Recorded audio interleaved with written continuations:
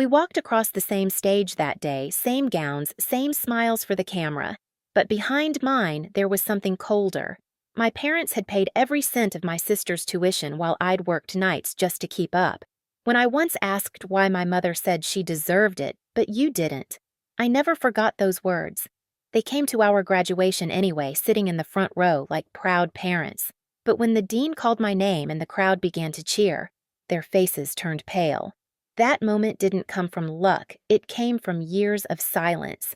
From the outside, we looked like the kind of family people envied, matching Christmas sweaters, neat smiles in every photo, a two-story house with white shutters and a perfect lawn.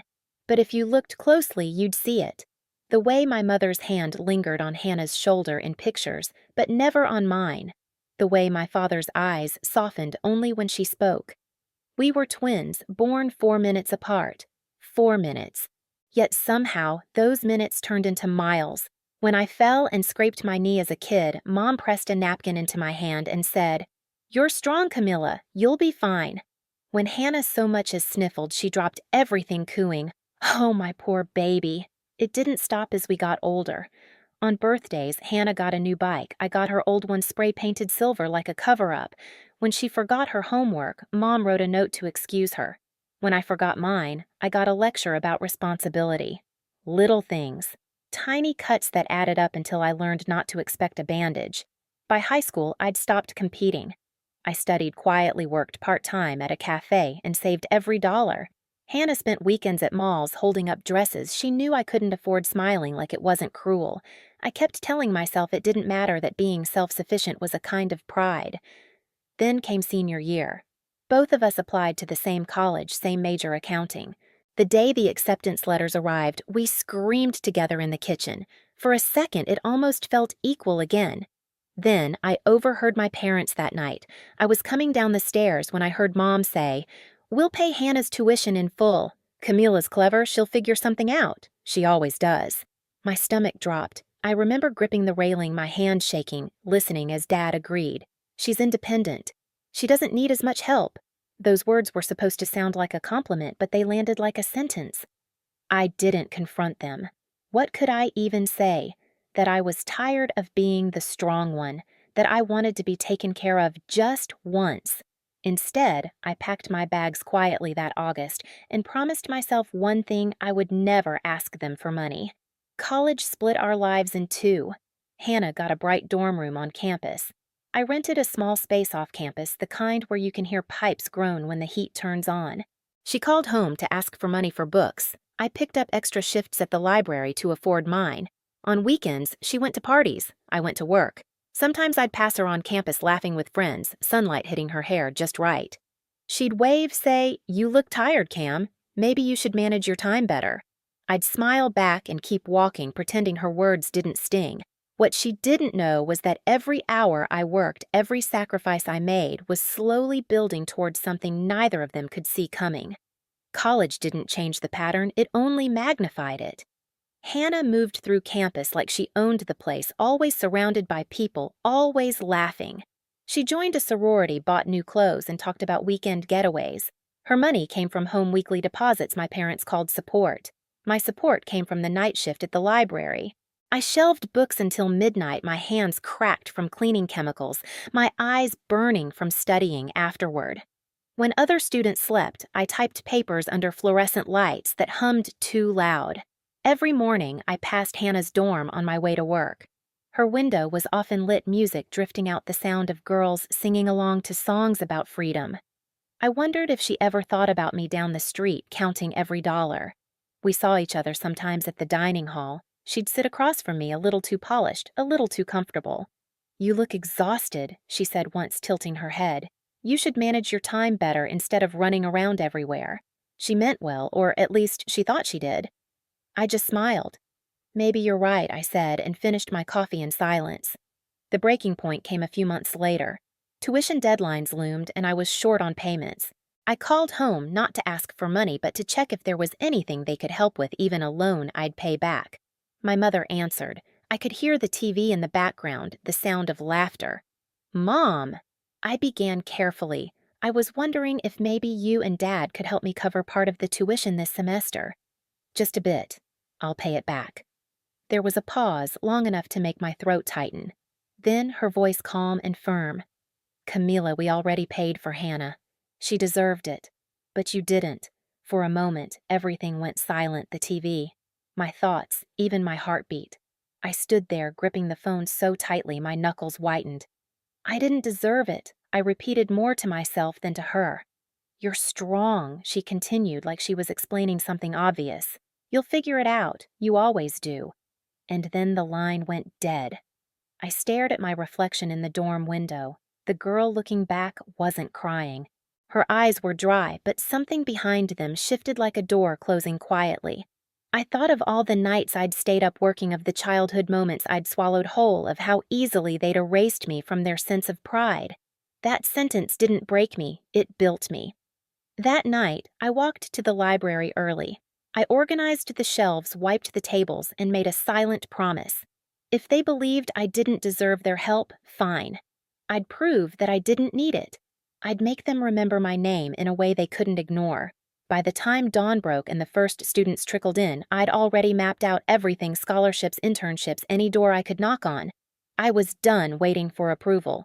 I was going to earn something they could never take credit for. I started showing up before sunrise when the library was still locked and the world was quiet enough to think. That quiet became my ally. I'd read financial analysis textbooks by the dim glow of my phone flashlight, memorizing charts and formulas until they started to feel like second nature. Exhaustion stopped being an obstacle. It became a kind of rhythm. Around that time, I met Professor McLaughlin. He taught International Financial Reporting Standards, a class half the students dropped because it was too dry. I stayed. One afternoon after class, he stopped me in the hallway. You seem to understand this stuff, he said. Where'd you study before Nowhere Special? I told him. I just read a lot. He smiled. That's rare. I'm looking for an assistant, someone organized, dependable. Interested? I almost said no. I already worked nights, barely slept. But something inside me whispered yes. Maybe because for the first time someone saw me without comparing me to Hannah. Working for him changed everything.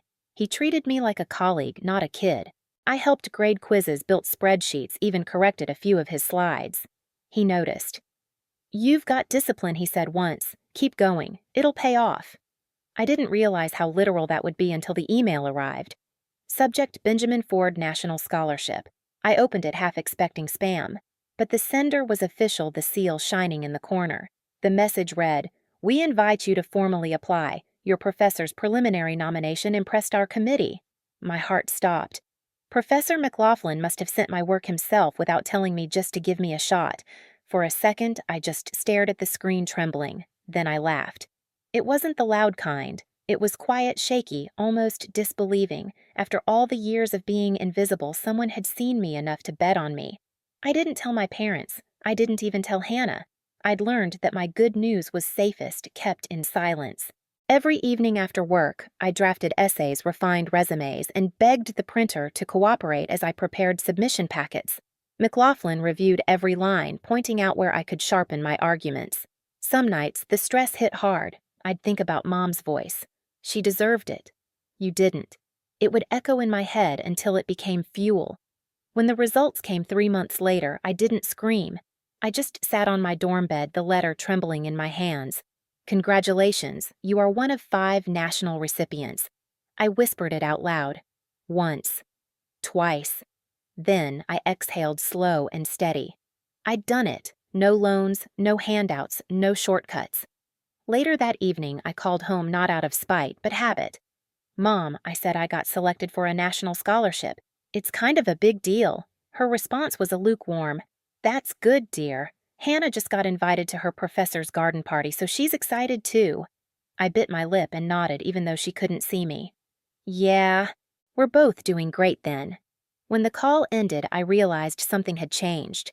I didn't feel small anymore. I wasn't angry either, just finished. I'd reached the point where their validation no longer mattered. I hung the letter on my wall right above my desk, not to gloat, to remind myself what silence can build. The award ceremony was 2 weeks away. They'd asked winners to bring their families to celebrate together. I hesitated, but then I thought, why not? Maybe it was time they finally saw what not deserving looked like. The ceremony took place on a Friday morning in early May, the kind of day that feels borrowed from spring, bright sky, soft breeze, everything pretending to be perfect. I arrived early, clutching the invitation so tight the edges bent. The hall was enormous, draped in blue and gold banners, the air filled with the low hum of conversation. I found my seat among the other recipients, all of us wearing nervous smiles and polished shoes that pinched just a little. When the doors opened for the guests, I saw them. My parents walked in first, my mother's pearl earrings glinting under the light, my father straight-backed but hesitant, scanning the crowd as if searching for a familiar world to cling to. And beside them, Hannah, perfect hair, perfect dress, holding a camera like she was about to capture someone else's triumph. I hadn't told them what kind of award this was. I just said it was a little thing at the university. Part of me wanted to see how they'd react when they realized. Part of me still hoped for something impossible, a flash of pride, maybe. We exchanged small waves across the room. Mom mouthed, "You look nice." I smiled politely, then turned away. The ceremony began. One by one, students' names were called, each accompanied by applause and polite nods. The dean spoke of excellence and dedication, words that floated through the air like confetti, beautiful but empty. My heart beat so hard it felt like a drum in my throat. When the announcer reached my name, I almost didn't hear it. The next recipient, the host said, is an example of resilience, discipline, and independence. Without financial support from her family, she worked nights as a librarian and cleaner to pay for her education. Her professors describe her as a force of quiet determination. Please welcome Camilla Moore. The hall erupted in applause. For a second, I couldn't move. The words, without financial support from her family, echoed through the speakers, slicing through the room like glass. My mother's smile froze. My father blinked, confused. Hannah's mouth parted slightly, camera still raised, but forgotten. I stood and walked toward the stage, my heels clicking like punctuation marks in the silence that followed the applause. Every step felt like reclaiming something that had been taken long ago. The dean shook my hand. "Congratulations, Ms. Moore," he said. "You've earned this." I know, I replied softly, and the cameras flashed. From the stage, I could see everything, the stunned faces, the shifting posture, the faint flush creeping up my mother's neck.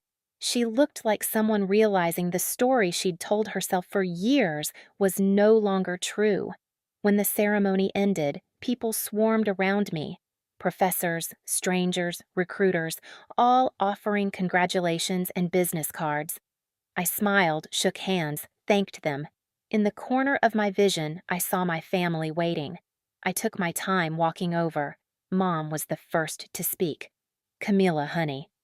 "We had no idea it was this big." Her voice was high, brittle. "I know," I said. "You wouldn't have come otherwise." Her smile faltered. "Don't say that. It's true, though. I wasn't angry, just tired. You told me once Hannah deserved your help, and I didn't. I guess that was the best thing you ever did for me." Dad cleared his throat, eyes darting away. "We just thought you were so capable. We didn't want to hold you back." "By ignoring me?" I asked. "By pretending that strength means I don't need love." He didn't answer. Hannah shifted awkwardly, clutching her purse. Finally, she said, "Camilla, I didn't know. I thought you got help too." I met her eyes. "You never wondered why I worked 2 jobs while you were at parties." She looked down, whispering I didn't want to see it. There it was, the truth none of them had dared say. I took a breath. "You don't have to apologize. I don't need that anymore. I just wanted you to know. I made it. Without you." My mother reached out as if to touch my arm, but I stepped back. The distance wasn't cruel, it was necessary. A few minutes later, one of the event organizers approached me. "Ms. Moore, some representatives from Ford and Levine Accounting would like to meet you. They're at that table by the window." I smiled. Of course. As I turned to leave, I glanced at my family one last time. They stood there, silent, small, in a room full of applause meant for me. For years, I had been the shadow beside their light. Now, they were the ones squinting into mine. At the recruiter's table, the conversation flowed easily. They offered me a starting position in their New York office, talking about benefits mentorship possibilities. I nodded, listening, pretending not to notice the reflection of my parents in the glass wall behind them, still frozen, unsure whether to approach or retreat. Later, during the reception, I stepped outside for air. The sun was setting, casting gold over the courtyard. My phone buzzed with a text from Mom. "We're proud of you. Let's talk later. Okay?" I typed deleted, then finally sent. "Thank you. I'm busy right now." Inside, laughter and music swelled. I looked back through the window. My family was gone. For the first time in my life, I didn't feel their absence as a loss. It felt like space room to breathe. I walked down the steps and into the quiet evening, the award still clutched in my hand. The medal was cool against my palm grounding. They had told me I didn't deserve it. Now they knew exactly how wrong they'd been. That night, I didn't go back to the family hotel. I walked the city until my heels hurt the award box heavy in my hand. When I finally reached my dorm, I set it on the desk beside the scholarship letter and stared at both until the room blurred. For the first time in years, I wasn't chasing anything. I'd already arrived. The next morning, an email waited in my inbox, offered Junior Auditor Ford and Levine, New York. I laughed out loud, half in disbelief. The company that had sponsored the scholarship wanted me on their team. I clicked accept without hesitation. Later that day, my phone buzzed. "Mom again. Come home this weekend. We'll celebrate properly." I typed for a long time, then deleted everything except one sentence. "Maybe another time. I've got packing to do." Outside, students were taking graduation photos with their families, shouting, hugging, crying. I watched from my window, calm. I'd always imagined this day would feel lonely, but it didn't. It felt like freedom measured in quiet breaths. Before leaving for New York, I mailed one envelope. Home inside was a copy of my award letter and nothing else. No note, no signature. Just proof.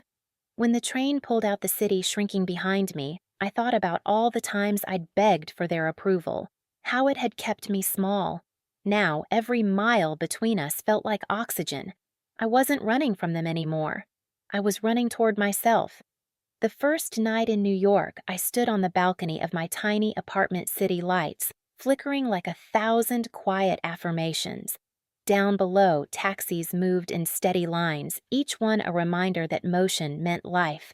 I thought about my mother's voice. "She deserved it, but you didn't," and smiled. Maybe she was right. I hadn't deserved it. I'd earned it. Sometimes revenge isn't loud. It's walking away and never looking back. If you've ever had to prove your worth to the people who were supposed to see it, first share your story below, and don't forget to subscribe for more.